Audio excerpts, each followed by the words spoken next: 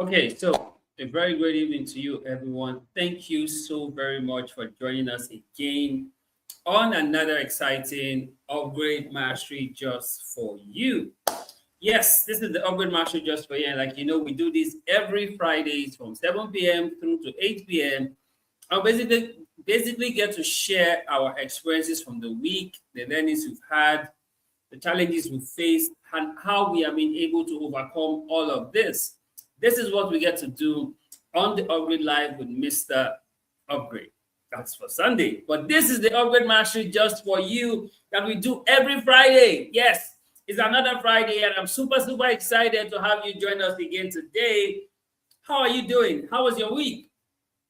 What did you do this week? What were the challenges that you faced? How were you able to overcome them? Let's talk about it on the Upgrade Mastery just for you. But we also get to share with you the thoughts that we want you to understand in the conversation today. Last week we had an amazing conversation. It was quite interesting, the conversation we had last week. And this week is an even more interesting conversation we're going to be having. But before we get to this week's conversation, I'd like to ask you what your week was like for you. What did you learn this week? What's that for you? What were challenges you faced? How were you able to overcome all of those challenges? Yes, tell me, how are you doing? I'd like to know how are you doing?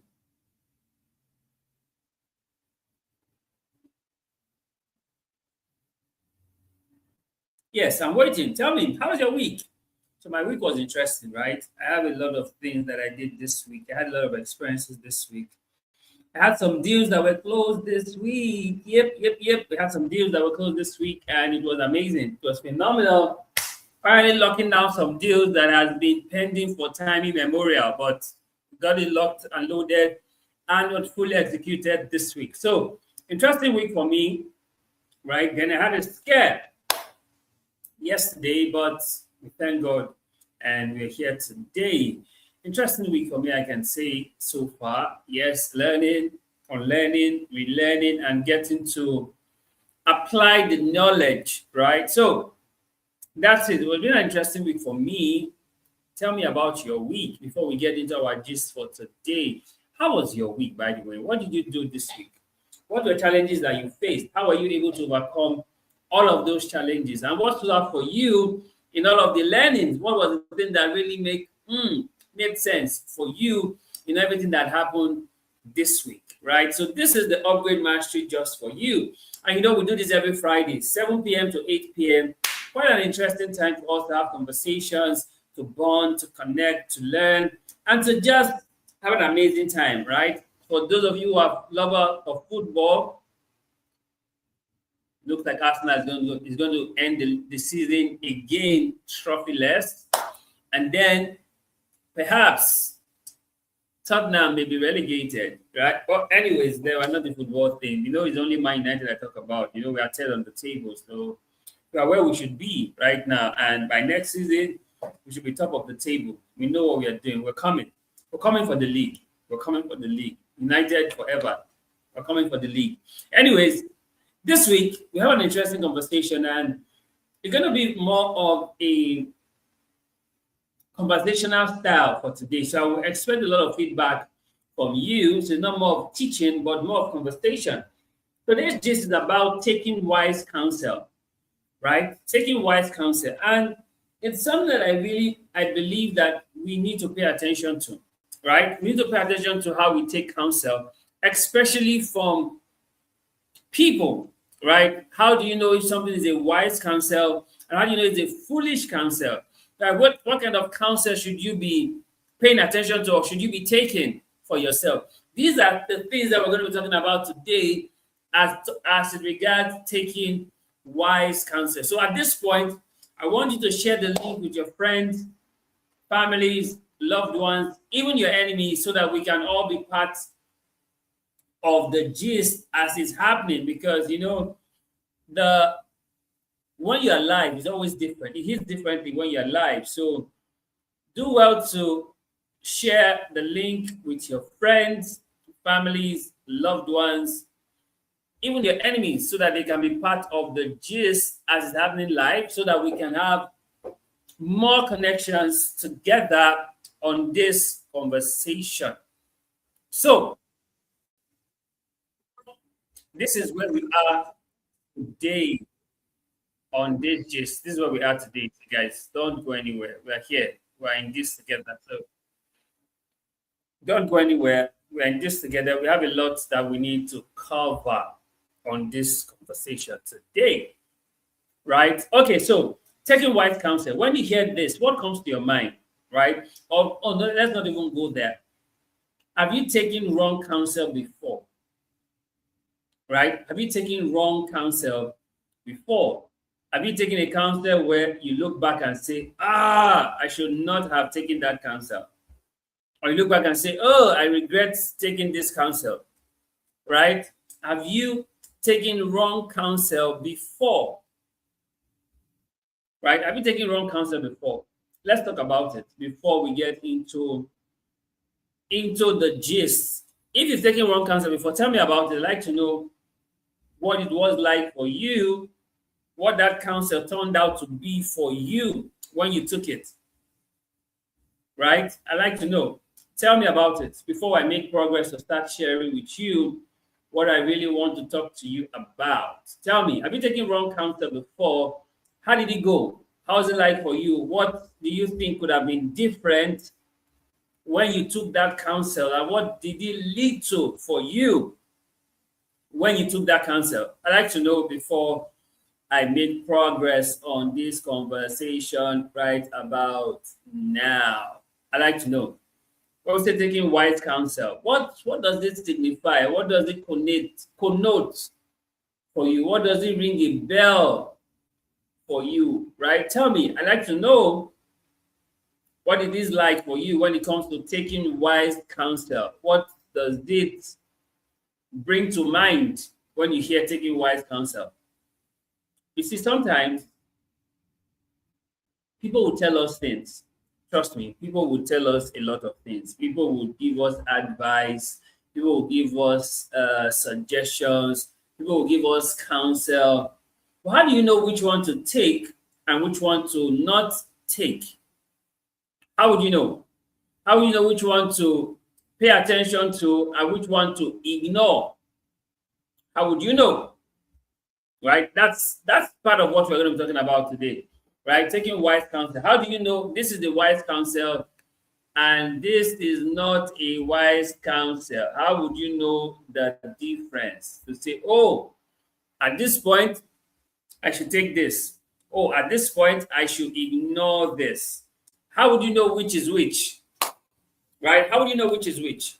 Literally, I want to know. Tell me, how would you know which is which when it comes to counsel? How would you know the one to take and the one to ignore? Well, anyways, while I wait for you to ponder on which is which, there's something I really want to share with us on this conversation today. And I look at it from three perspectives, right? Three perspectives when it comes to taking wise counsel. The first perspective is, who are you asking? Right? Who are you asking? The second perspective is, what are they saying? First, who are you asking? Next, what are they saying? And third is, what are you doing after? So, this is the format when it comes to taking wise counsel. 1, who are you asking? 2, what are they saying? And 3, what are you doing after the counsel? Now, on this slide, this is where we are going to be analyzing this conversation on taking wise counsel. Right? Now, not everything that everyone tells you is going to be a wise counsel. Literally, not everything everyone tells you is going to be wise counsel. People may tell you good things, but it's not a wise counsel. How do you know what is a wise counsel? Now, simply put, a wise counsel is a counsel that you receive that helps you achieve the goal that you set out to achieve. I'll say that again. A wise counsel is a counsel you receive that helps you achieve the goal that you have set out to achieve. Now, if it doesn't help you achieve that goal, it's not a wise counsel. It may make a lot of sense to you. It may sound deep. But if it doesn't help you achieve the goal that you want to achieve, it is not a wise counsel. It's not a wise counsel. And you see, a lot of times people take counsel and they end up being worse off from the counsel.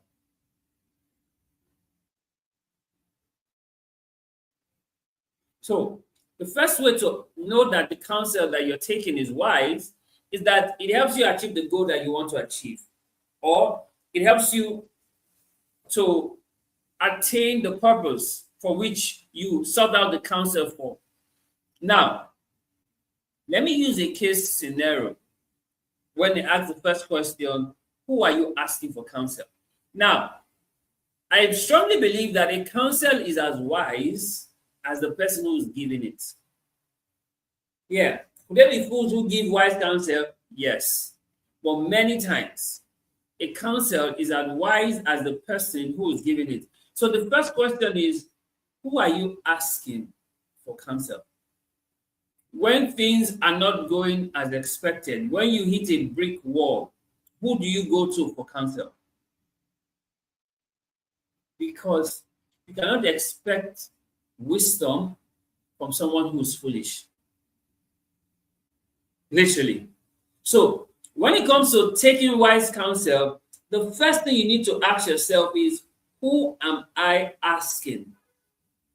Who am I asking? For instance, you want to improve your finances and you're asking somebody who's reckless with finances. Let's say you want to improve your discipline and you are asking somebody who is not disciplined. And we see this happen a lot amongst people. They're asking people for counsel from people who are struggling with the same thing that they are struggling with. Yes, I know you can say, yes, even though I have a struggle in it, doesn't mean I cannot counsel you. Yes, you can. But why don't you get counsel for somebody who is doing well in that area where you're seeking counsel? Are you getting it? Why don't you seek counsel from somebody who's already doing twice or thrice what you're trying to do once? Like we always say, that is wisdom that you seek advice from somebody who have done thrice what you're trying to do once. So when it comes to taking wise counsel, the first question is, who are you asking? Who are you asking? Because a counsel is as wise as the person who's giving it. So if you go and ask a fool for counsel, a fool cannot give you wise counsel because the fool is the fool.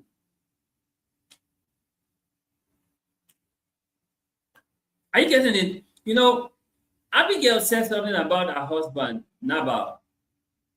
He said, like his name, so he is. When she was speaking to David to say, okay, trying to appease David not to carry out vengeance on Nabal.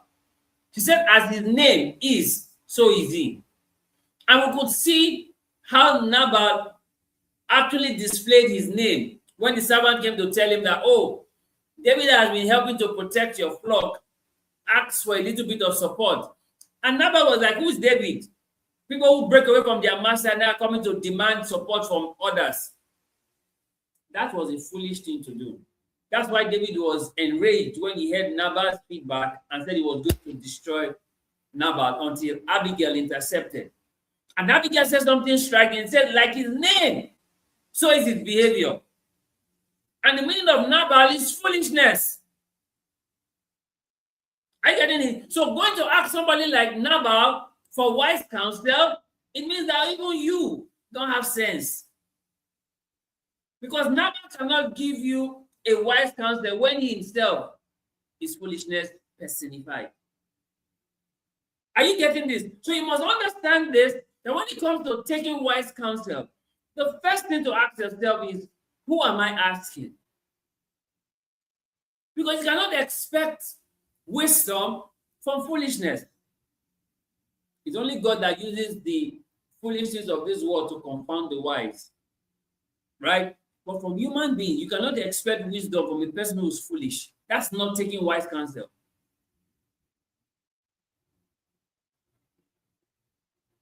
So when it comes to taking wise counsel, the first thing to point out, because I'm going to share some other analogies on these three things. The first thing to point out is, who are you asking? Who are you asking? Scripture says that he that walks with the wise will become wise. And there's a popular saying that if you count 5 foolish people, you didn't count well, you are the 6th one. Are you getting this? So the people you surround yourself with tells a lot about you.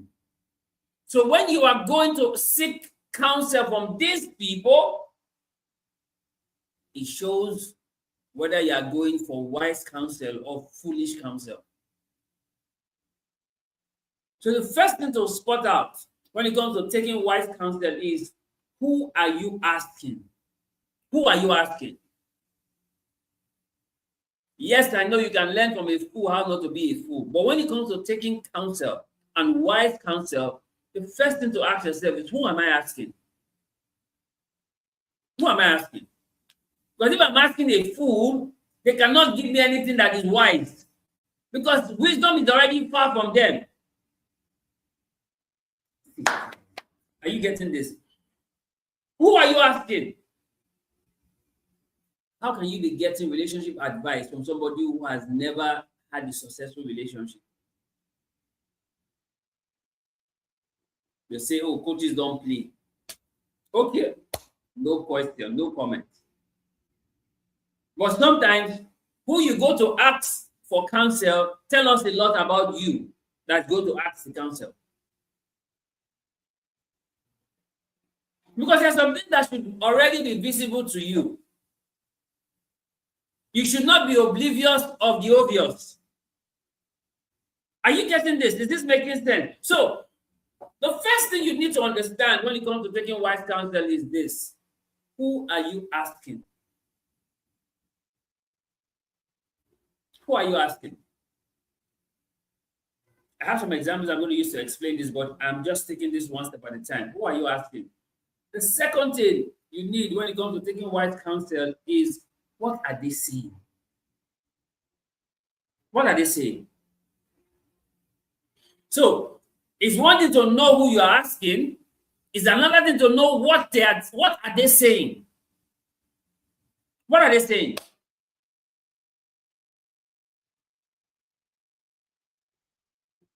Because you see, what they say may be what will either make you succeed or fail, because you are taking their counsel. You know, scripture already tells us that in the multitude of counsel, there is safety. Right? In the multitude of counsel, there is safety. So first off, you already know, who are you asking? The next thing is, what are they saying? What are they saying? You are asking, then they are saying. What are they saying? What are they telling you?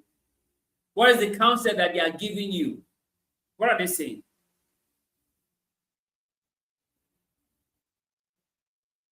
Because you see, there are things you may never have considered until people start to say it.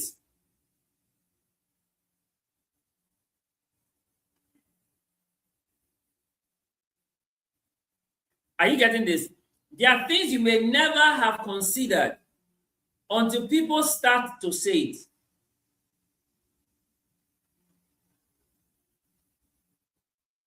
So what are they saying?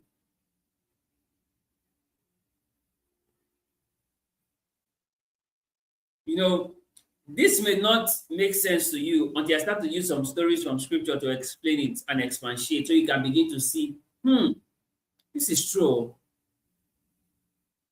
This is true.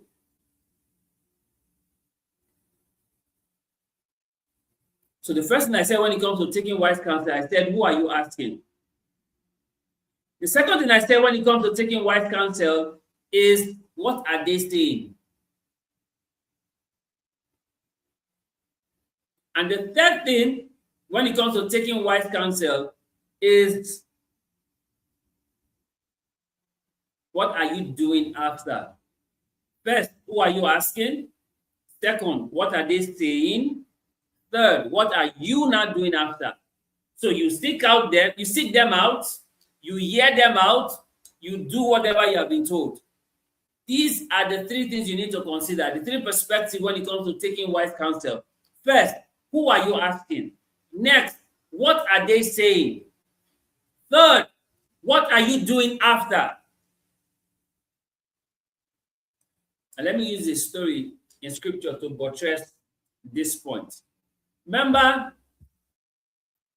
Tamar, David's daughter, and Amnon, the stepbrother. Tamar is the sister to Absalom, David's children, and Amnon, David's child also. So they are steps. Now, scripture tells us that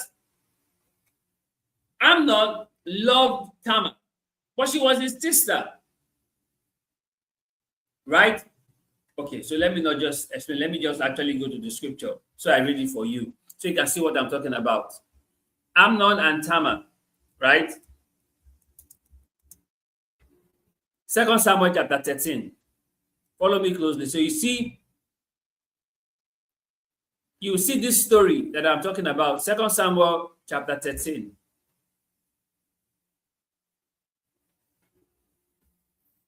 Amnon and Tamar. Okay, so it says, Absalom, the son of David, had a first sister whose name was Tamar, and Amnon, a half-brother, son of David, loved her.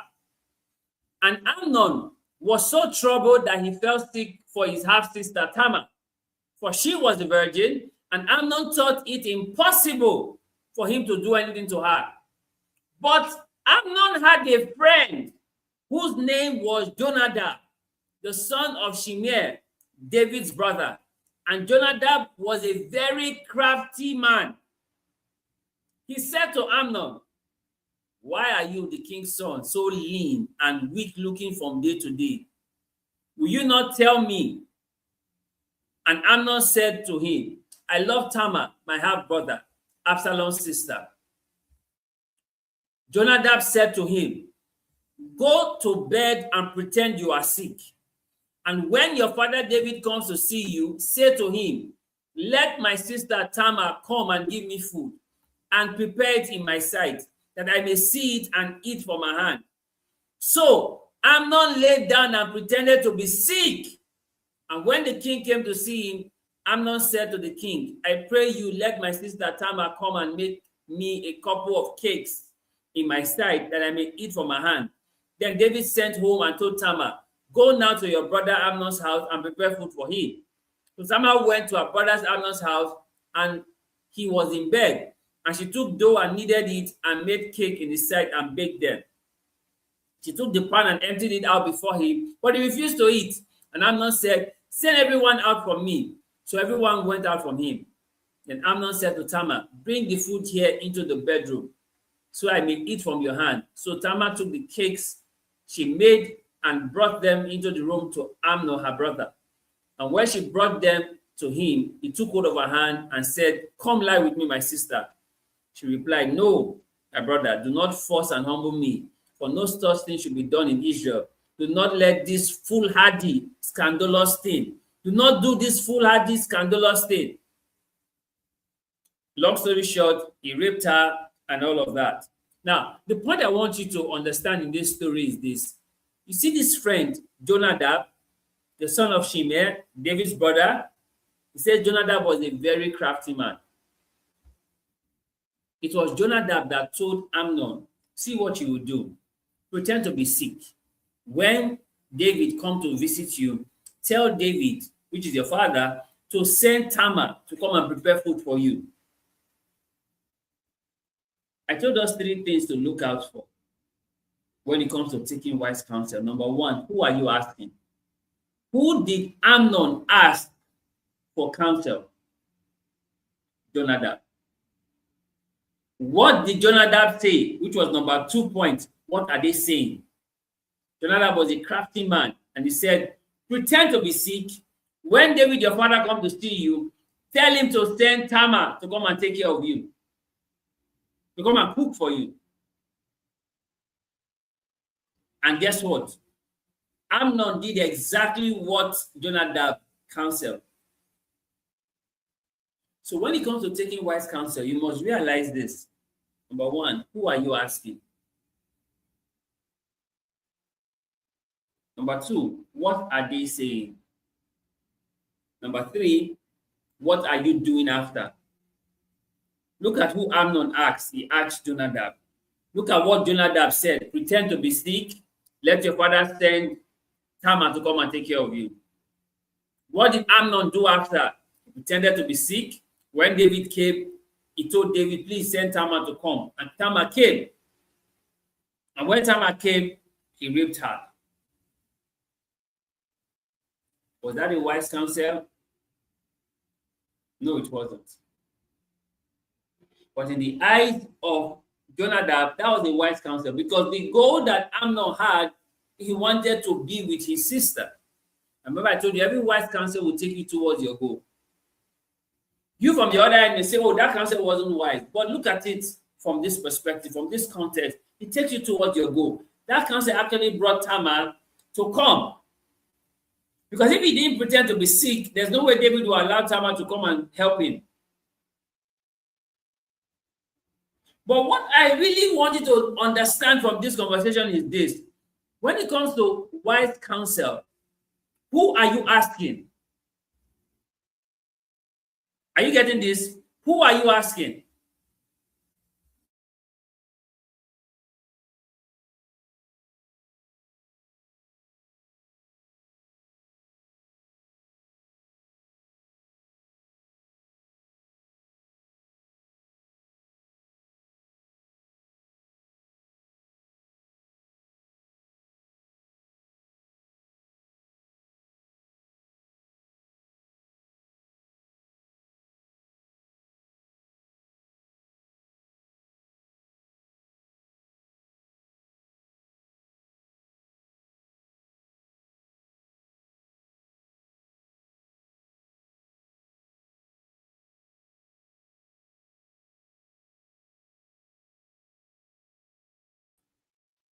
Are you getting this, guys? Very simple. Who are you asking? Who are you asking? What are they saying? And what are you doing after?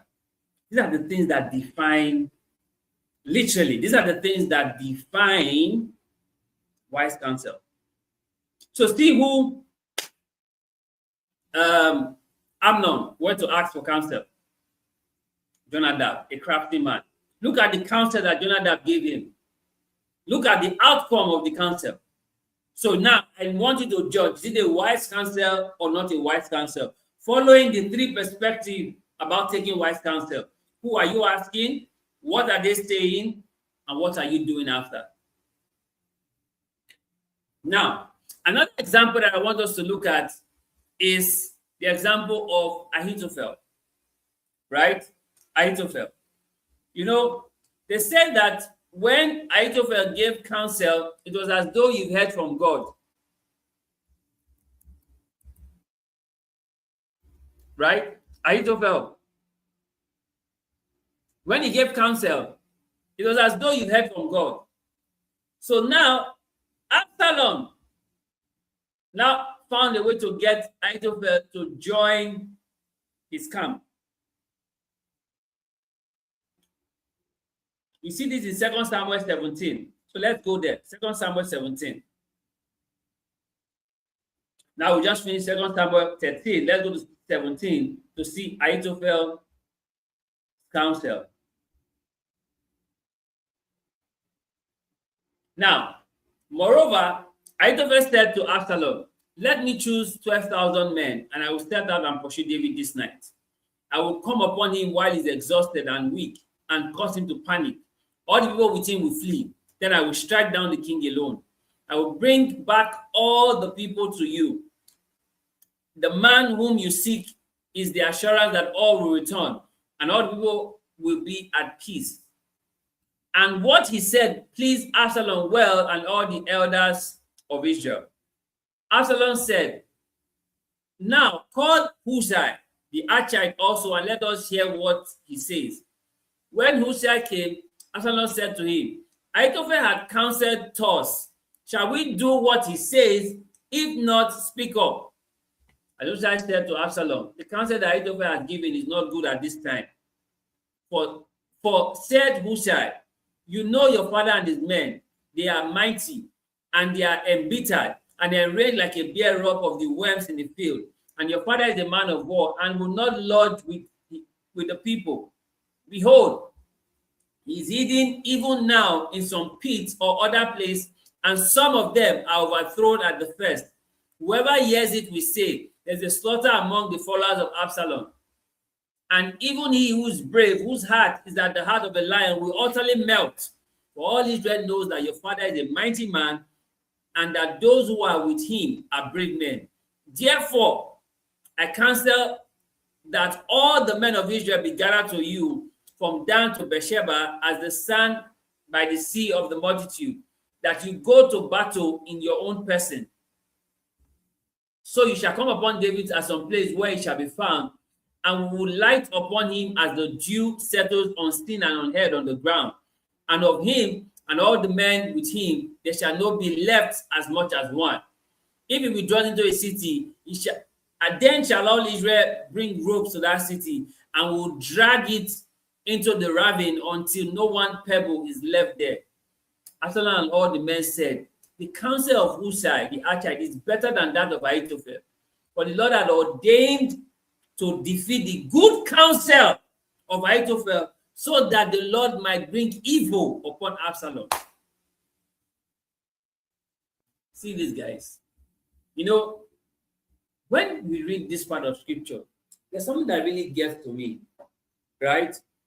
For the first time in a long time, Ahithophel's counsel was regarded as not good. This was the same Ahithophel that was given counsel, was in David's camp, and when he gave counsel, it was as though you heard from God. So Ahithophel's counsel was always spot on, was always on point. But prior to this time, when David heard that Ahithophel had joined Absalom's camp, David made a prayer and said, oh Lord, turn Ahithophel's counsel to foolishness. That's why you read just now that God was using this as an opportunity for Ahithophel's counsel to not be regarded, so that it can bring destruction upon Absalom. So Ahithophel's counsel was actually right. But because God was involved, he made it seem incorrect and foolish. So, why did I bring Ahithophel into this conversation? Very simple. The question is, number one, who are you asking? Absalom asked Ahithophel, he asked Hushai. Ahithophel gave the right counsel, but because God was already working against Ahithophel, his counsel was disregarded. And then Ahithophel went to put his house in order and went to hang himself. He couldn't stand the shame that his counsel was rejected. He couldn't stand it. But that was because David had prayed that God should turn Ahithophel's counsel to foolishness. Now take note of that. The next thing, what is he saying? Remember I said, when it comes to wise counsel, one, who are you asking? Two, what are they saying? Three, what are you doing after? What Ahithophel actually counseled was the right thing. But because God was already working against Ahithophel, Absalom rejected it. Because God had a plan to destroy Absalom. So he rejected wise counsel. So what Ahithophel actually gave was the correct thing. The third thing, what would they do after? Absalom rejected Ahithophel's counsel and approved Hushai's counsel.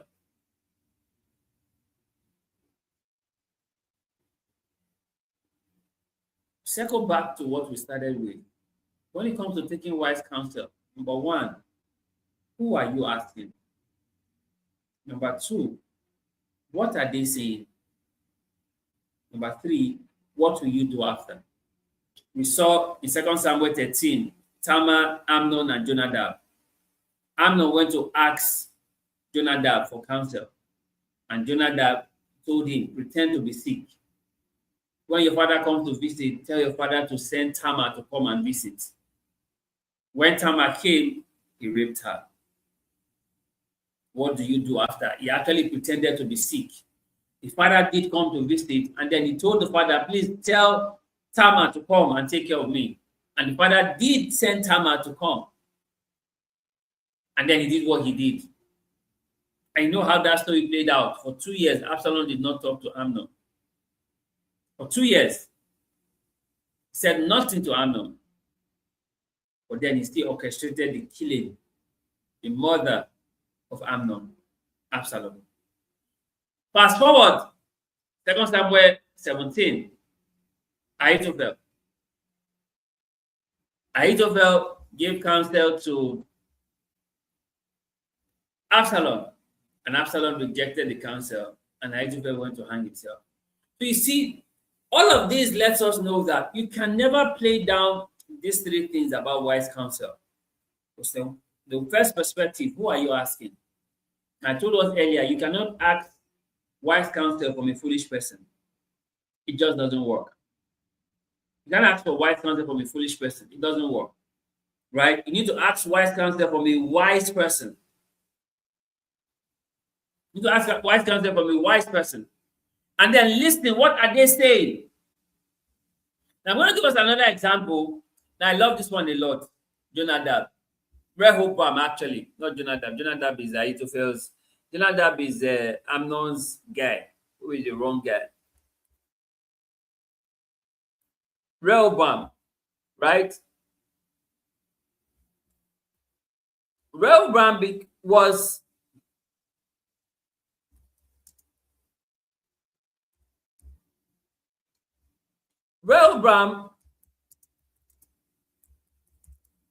was asked by the people that, oh, your father has said, your father had dealt with us while he was king. Now you're going to be king. Rehoboam was Solomon's son. You find that in 1 Kings chapter 12.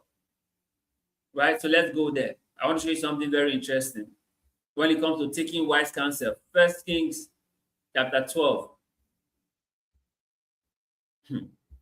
So when you say taking wise counsel, it's not everybody you should be taking counsel from. Oh, literally. For verse 1, Rehoboam went to Shechem, for all of Israel had come to Shechem to make him king. When Jeroboam, son of Nebat, heard of it, he dwelt in Egypt. When he had fled from King Solomon, he returned from Egypt. Then sent and called him, and Jeroboam and all the assembly of Israel came and said to Rehoboam, your father made our yoke heavy. Now, therefore, lighten the hard service and the heavy yoke your father put on us, and we will serve you. He replied, go your way 3 days, and then return to me. So the people departed. King Rehoboam consulted with the old men who stood before Solomon, his father, while he yet lived, and said, how do you advise me to answer these people? And they said to him, if you will be a servant to these people today and serve them and answer them with good words, they will be your servants forever. But he forsook the counsel of the old men and consulted young men who grew up with him and stood before him. And he said to them, how do you advise that I answer these people who have said, make the yoke your father put on us lighter? The young men who grew up with him answered, to the people who told you, your father made our yoke heavy, but you make it lighter for us. Say this, my little finger shall be thicker than my father's lions. And now, whereas my father loaded you with heavy yoke, I will add to your yoke. My father chastised you with whips, but I will chastise you with scorpions. So Rehoboam and all the people came. So Jeroboam and all the people came to Rehoboam on the 3rd day as the king had appointed. And the king answered the people roughly and forsook the counsel the old men had given him. He spoke to them about the counsel of the young men, saying, My father made your yoke heavy, but I will add to your yoke. He chastised you with whips, but I will chastise you with scorpion. So the king did not hearken to the people, for the situation was from the Lord, that he might fulfill his word, and he had spoke to Ahijah the Shiloite, to Jeroboam the son of Nebat. So when all of Israel saw that the king did not heed them, they answered the king, What portion have we in David? We have no inheritance in the son of Jesse. To your tent, O Israel. Now look now to your own house, David. So Israel went to their tent. Are you getting this? You see how who you go to ask counsel affect the kind of counsel that you get. Rehoboam went to ask the old men. They gave him counsel. Oh, your father had made their yokes heavy. Make it lighter for them, and they will be your servants forever. Then he went to ask the young men, people who grew up with him. And they say, your father made their yoke heavy. You will add to the yoke. Your father chastised them with whips. You will chastise them with scorpion. And he forsook the counsel of the old men, and he took the counsel of the young people. And then the people said, To your tent, O Israel. They abandoned him. What does this tell you? Is what we are talking about. Who are you asking when it comes to taking wise counsel? Number two, what are they saying? You see what the old men said to Rehoboam. You see what the young men said to Rehoboam. What are they saying? And then number three, what are you doing after? He forsook the counsel of the old men and accepted the counsel of the young men. And he lost his kingdom. Only 2 tribes remained with him. The remaining 10 tribes of Israel, they deserted him. What does that tell you? You must pay attention to who you are asking for counsel. Pay attention to the counsel that they are giving you. That will influence what you do after. Rehoboam went to ask the old men and the young men. Number 2, he listened to what the old men said and what the young men said. Number 3, he chose to do what the young men said and ignored what the old men said. And that brought the loss of the 12 tribes of Israel, 10 separated, leaving only just 2 with Rehoboam. That's to let you know that you must be mindful who you go to ask for counsel, what they tell you, and what you do after. This is 1 Kings chapter 12. So you see 3 stories I've given you now about how people went to take wrong counsel and the outcome it brought. First, Amnon, 1 Samuel 13. Next, we talked about Ahithophel. 2 Samuel 13, Amnon. 2 Samuel 17, Ahithophel. Right? And now we're talking about Rehoboam. 1 Kings 17. You have seen how people have taken counsel from where they should not have gotten counsel and where it had led them. So it's not everybody that should advise you. Yes, I said what I said. It's not everybody that should advise you. It's not everybody you should take counsel from. Not everybody. Because at the end of the day, nobody really cares about you. Nobody really cares. Everybody care about themselves first. Are you getting this? Now, let's look at some people who took wise counsel that also helped. Remember when the children of Israel had left Egypt and they were in the wilderness, and Moses' father-in-law Jethro came and saw how Moses was being involved in judging the people, ensuring resolution of dispute and all of that. And he called Moses and said, see, if you continue like this, you'll probably die before your time. Set judges among them. who will handle easier matters, while they will reserve only the more difficult matters for you. So you're not involved in handling every matter. That was a wise counsel. And it was coming from Jethro, who was a Midianite, who was not an Israelite. But it was a wise counsel. So you see, wise counsel is not necessarily about the person giving it.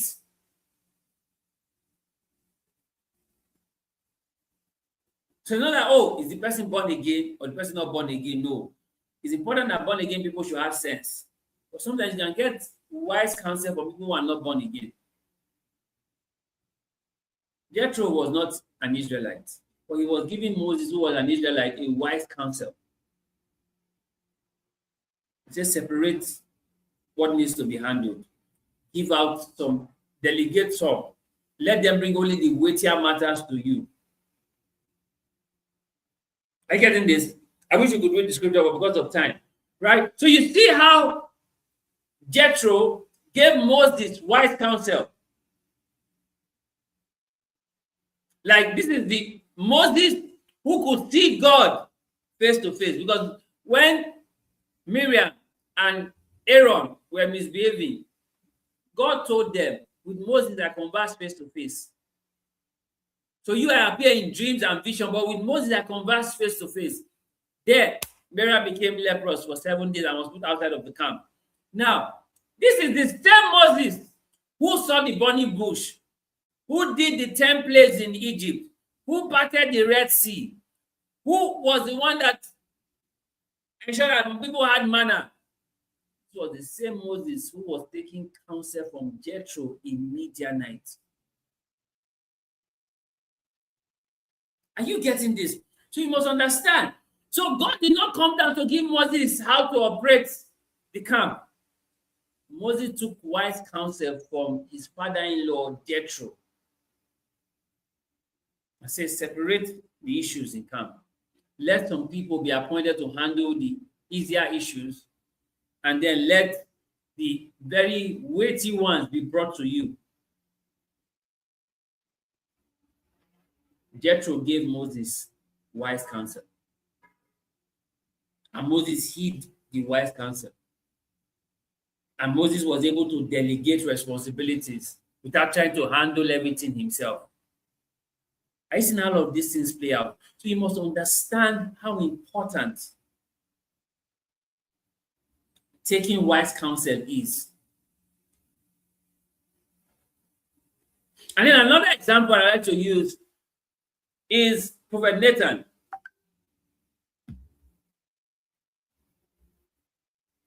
Prophet Nathan, right?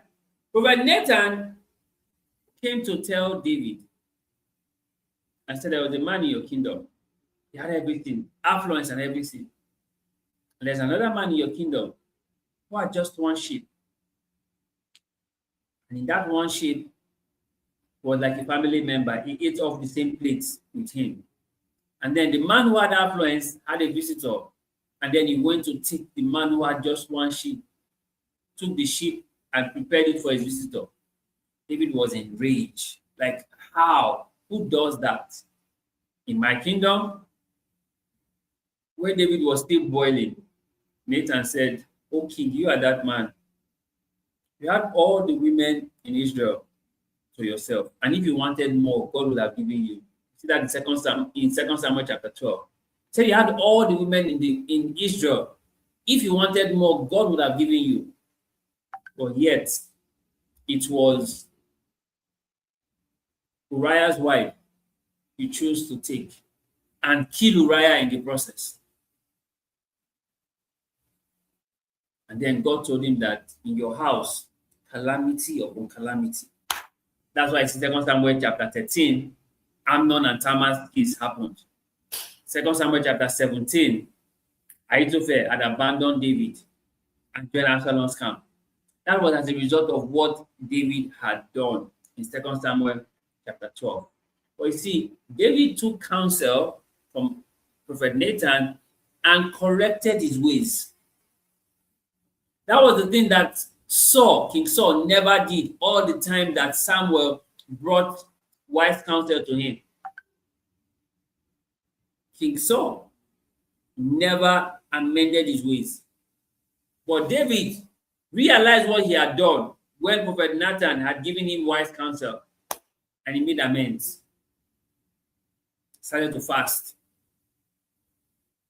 The child died, he stopped the fast, and then he moved on, knowing that yes, God had mercy on him. No wonder David is ascribed with the sure mercies of David. David is one person who truly enjoyed the mercy of God. That was why blind Bartimaeus could cry out to Jesus and say, Jesus, thou son of David, have mercy on me. Because God gave David the covenant of sure mercies. But David messed up before he got the covenant of sure mercies. He killed Uriah, he married Bathsheba. But David took the counsel of Prophet Nathan and amended his ways. What am I telling you in all of this? You must realize that you should be mindful of where you take counsel. And I told us the three important things when it comes to wise counsel. Number one, who are you asking? Number two, what are they saying? And number three, what are you doing after? You saw the counsel that came from Prophet Nathan. We heard what he told David. We heard what David did. We saw what David did after. So when it comes to taking wise counsel, these three perspectives must be put into consideration. Who are you asking? What are they saying? What do you do after? So you see these analogies and examples that I've used today is to help us to realize that when it comes to taking wise counsel, these three perspectives must be in play. Who are you asking? What are they saying? What do you do after? That's why you cannot talk to just anybody about your situation. So I'm just trying to let it off my chest. No, you can't do that. You can't do that. You cannot seek wisdom from foolishness. You can't do that. If you must speak to anybody about your situation, at least speak to a wise person.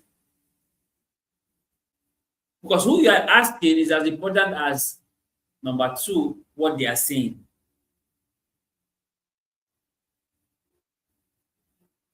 Amnon asked Jonadab. Jonadab was a crafty man, 2 Samuel 13. Jonadab was a crafty man, and Jonadab gave him a crafty advice.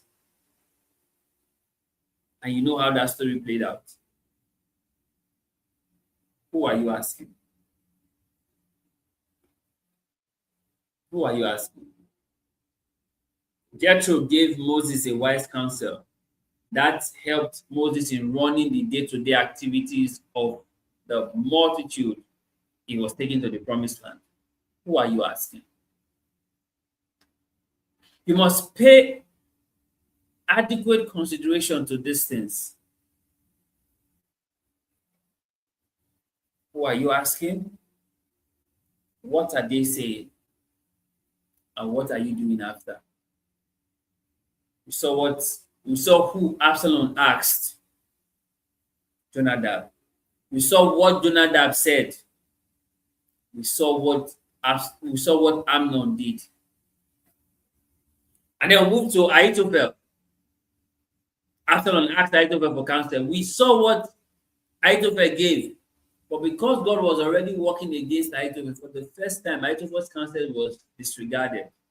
And Ahithophel could not take it. He went to put his house in order and he killed himself. He committed suicide because he couldn't take his counsel being rejected. And we saw that God was the one making that happen because he had plans to destroy Absalom. So Ahithophel's counsel was actually right. Who are you asking? What are they saying? And then, what do you do after?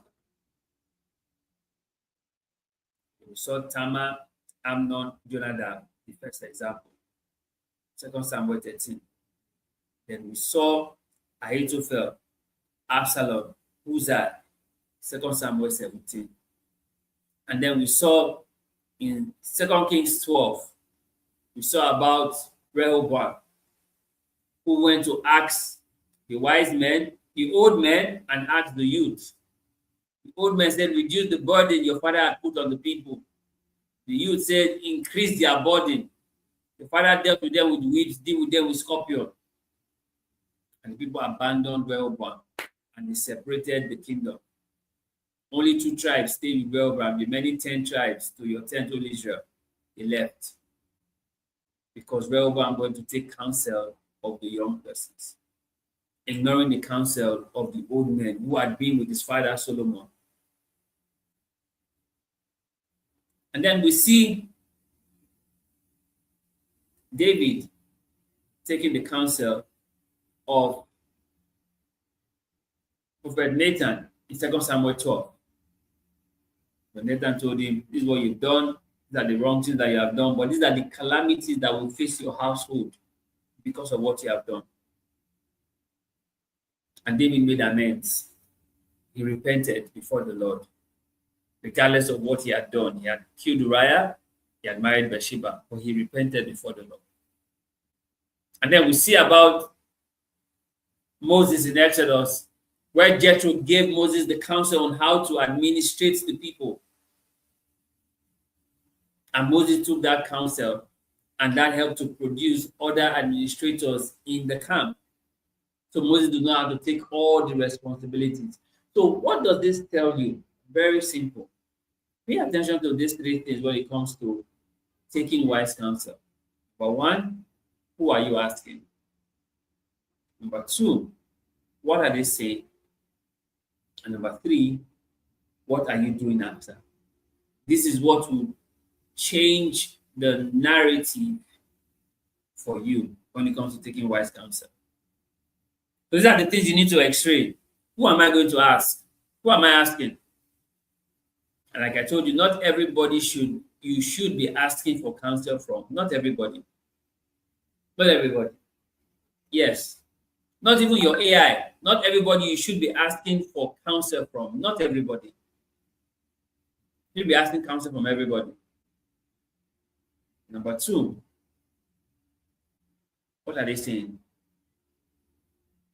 What are they saying? Because what they are saying would greatly influence what you do after.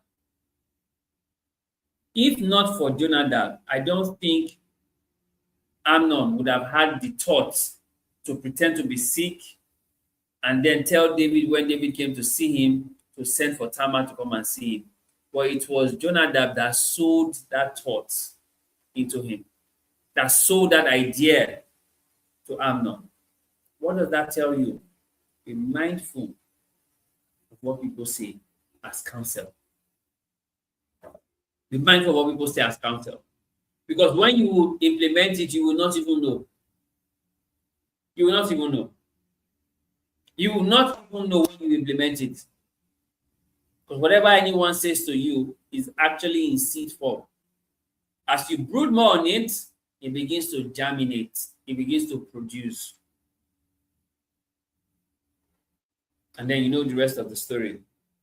He raped Tamar for 2 years. Absalom said nothing to Amnon.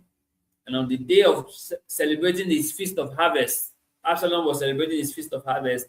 He asked the king to send all his children to come for the celebration. Amnon also came. When Amnon had finished eating and drinking, he told his men to pounce on him. They killed Amnon. This was part of the calamity that Prophet Nathan had told David would plague his house in 2 Samuel 12. Are you getting this? This is making sense. So you see why it's important who you ask counsel. Why it's important what they are saying to you. And why it's important what you do after. Because these are the things that you must pay attention to when you are taking wise counsel. Right? So I don't know the situation you may be going through at the moment and you know you need wise counsel. But remember these 3 things as you go out to seek for counsel. Number 1, who are you asking? You cannot ask wisdom from someone who's foolish. Who are you asking? Number two, what are they saying?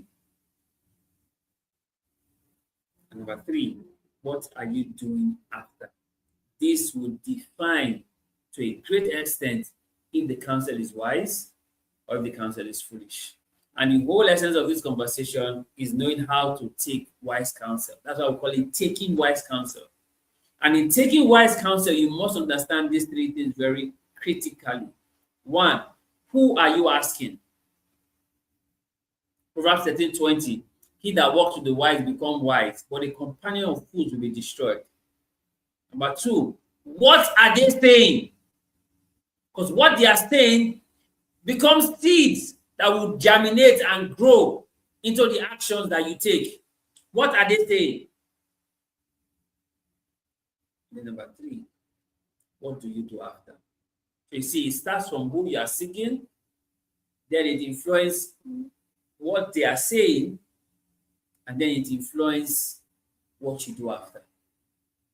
These are the three things you must pay attention to when it comes to taking wise counsel.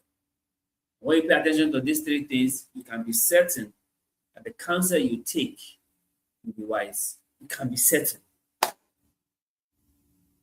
You know, David said in Psalm 1, blessed is the man that walks not in the counsel of the ungodly. Blessed is the man that walks not in the counsel of the ungodly, nor sits,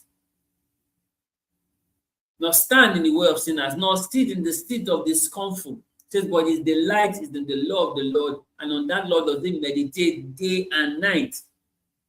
It says, be like a tree that is planted by the rivers of water that bringeth forth his fruit in his season, and his leaf shall not wither, and whatsoever he doeth shall prosper.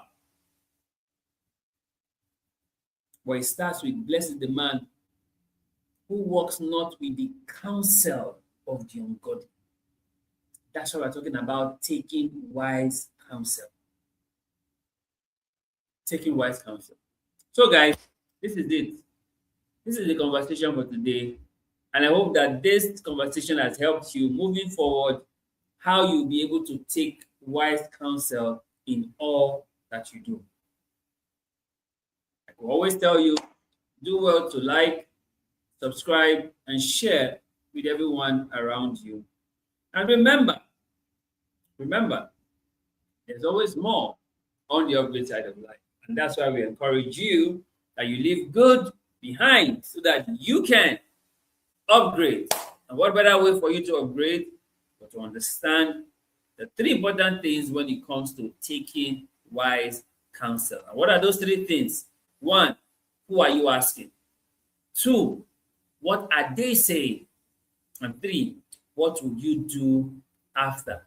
These three things are very critical when it comes to taking wise counsel. So, guys, this is it. This is where we draw the curtain for today. Thank you so much for watching, and we look forward to seeing you again, same time, same channel, next Friday for another exciting conversation on the Upgrade Mastery just for you. Remember, there's always more on the upgrade side of life, and that's why we encourage you that you leave good behind so that you can upgrade. Thank you so much for watching. God bless you.